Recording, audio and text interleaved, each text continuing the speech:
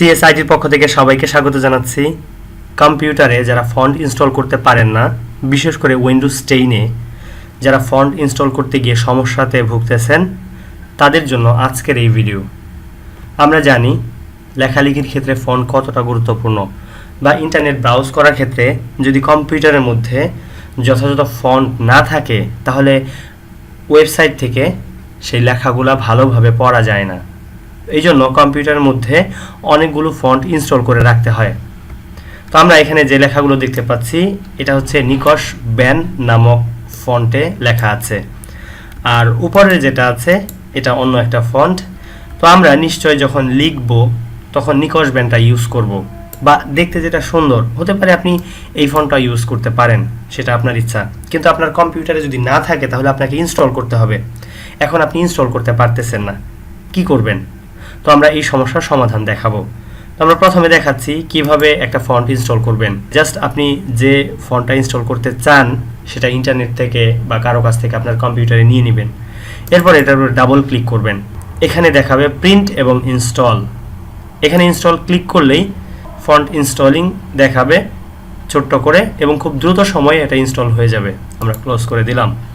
Install click করার সাথে সাথেই একটা নোটিফিকেশন দেখায় যে কোনো সমস্যা আছে বা যে কোনো ধরনের, মোট কথা হচ্ছে ইনস্টল হচ্ছে না।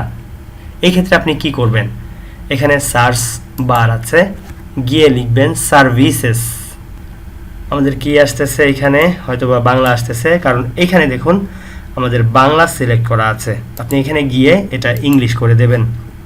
এরপরে সার্চ বারে এসে লিখবেন সার্ভিসেস, SER লেখার সাথে সাথেই চলে এসেছে।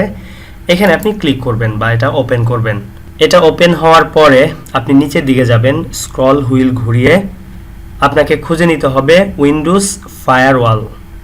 দেখুন এইখানে উইন্ডোজ ফায়ারওয়াল আছে, আপনি এখানে ডাবল ক্লিক করেন, একটা বক্স ওপেন হবে।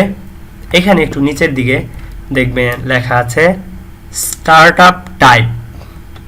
যদি দেখেন এখানে ডিসেবল করা আছে, এটা ক্লিক করুন।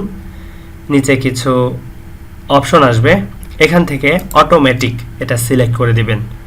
এরপরে অ্যাপ্লাই ক্লিক করবেন, এরপরে ওকে ক্লিক করবেন। এখন আপনি খুব সহজেই ফন্ট ইনস্টল দিতে পারবেন। যদি এর পরেও না হয় বা আপনার কম্পিউটার ফন্ট ইনস্টল না নেয়, সেই ক্ষেত্রে আপনি কম্পিউটারটা রিস্টার্ট করবেন।